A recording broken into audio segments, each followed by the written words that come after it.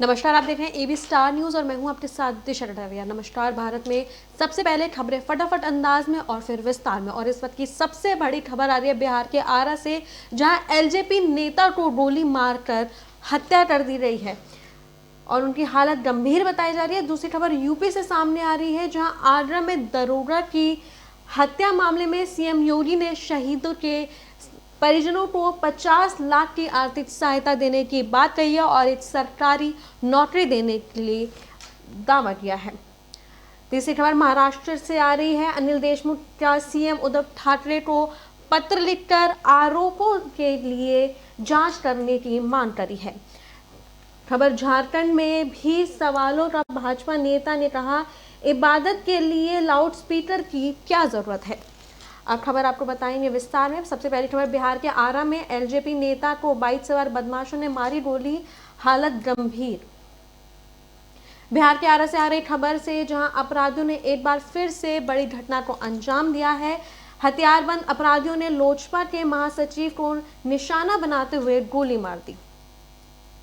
दरअसल ये घटना बुधवार की देर रात जगदीश थाना क्षेत्र के बाजार के पास हुई है, जहां जख्मी नेता को गोली सिर में पीछे लगी है, जिस वजह से गंभीर रूप से वो घायल हो गए हैं। इसके बाद उन्हें आनन फानन में अस्पताल में भर्ती कराया गया है, जहां उनकी हालत गंभीर बताई जा रही है। उनका इलाज डॉक्टर विकास सिंह द्वारा किया जा रहा है। जानकारी के अनुसार जख्मी नेता जगदीप थाना क्षेत्र के निवासी राम तपस्या सिंह के 40 वर्षीय पुत्र प्रेमचंद यादव हैं। वो लोजपा के प्रदेश महासचिव है। घटना के बाद लोगों के बीच अफरा तफरी मच गई है।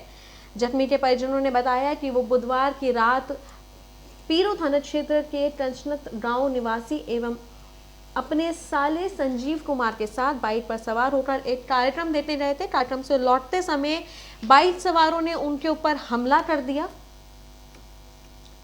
उसी दौरान हथियारबंद अपराधियों ने उन्हें गोली मार दी, जिससे वे गंभीर रूप से जख्मी हो गए। जख्मी को गोली सिर में पीछे लगी थी, जो दाहिने साइड गर्दन में आकर फंस गई। ऑपरेशन में जख्मी गर्दन से गोली को निकाल लिया गया है और डॉक्टरों का कहना है कि वो अभी खतरे से बाहर है।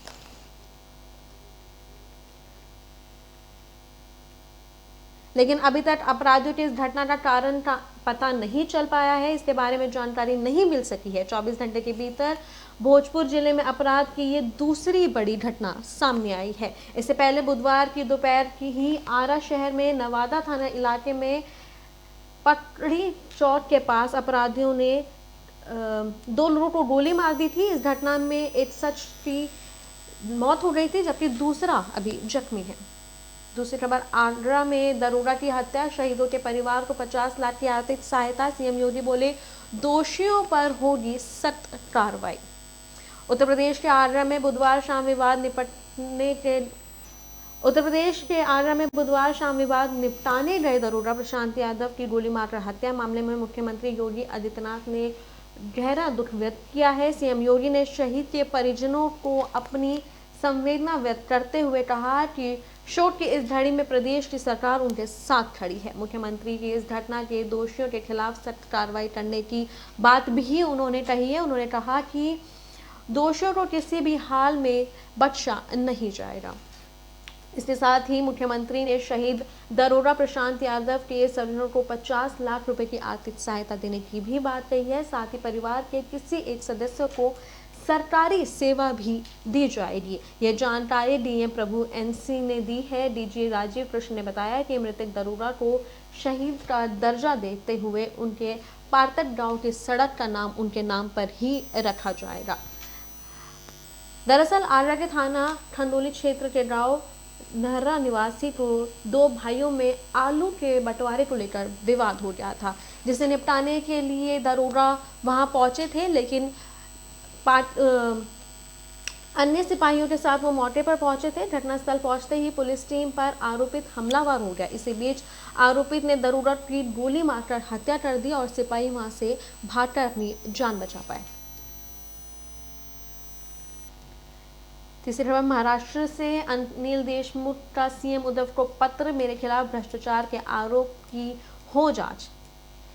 एंटिलिया मामले के बाद महाराष्ट्र के सियासत गर्माती नजर आ रही है। मुंबई पुलिस के पूर्व आयुक्त परमवीर सिंह की चिट्ठी से महाराष्ट्र में शुरू हुआ विवाद अब बढ़ता ही जा रहा है। इस बीच अब परमवीर सिंह के बाद अब गृह मंत्री अनिल देशमुख ने मुख्यमंत्री उद्धव ठाकरे को पत्र लिखकर अपने ऊपर हुए भ्रष्टाचार के आरोप को जांच कराने की बात कही है। अनिल देशमुख ने उद्धव ठाकरे को लिखा पत्र में ये कहा गया है कि मुंबई के पूर्व पुलिस प्रमुख परमवीर सिंह द्वारा 17 मार्च 2021 को जो पत्र लिखा था जिसमें उन पर भ्रष्टाचार का आरोप लगाया गया था वो बिल्कुल ही सत्य नहीं है और उसके ऊपर जांच की जाए। परमवीर सिंह ने ये भी कहा है कि उन्होंने ट्वीट में ये बात कही है कि मुझ पर लगाए गए आरोपों की जांच करवाकर दूध का दूध और पानी का पानी किया जाए। मैंने ये बात मुख्यमंत्री महोदय से भी की थी।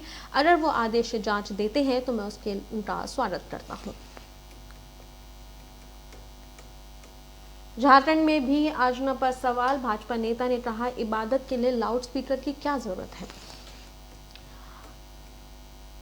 मस्जिदों से अजना के लिए लाउडस्पीकर के इस्तेमाल पर प्रतिबंध लगाने की मांग उत्तर प्रदेश के बाद अब झारखंड उच्च न्यायालय में भी की गई है। बता दें कि जनहित याचिका झारखंड हाई कोर्ट में भाजपा नेता अनुरंजन अशोक ने दाखिल की है।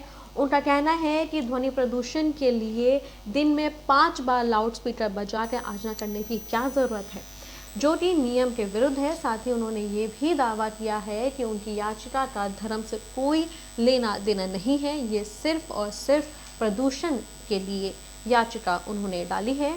अनुरंजन अशोक की तरफ से दाखिल की गई याचिका में कहा गया है कि वर्ष 1932 से पहले याचिका क्या लाउडस्पीकर पर ही बजती थी। पहले भी तो ये बिना लाउडस्पीकर के किया जाता था, तो अब क्या दिक्कत है।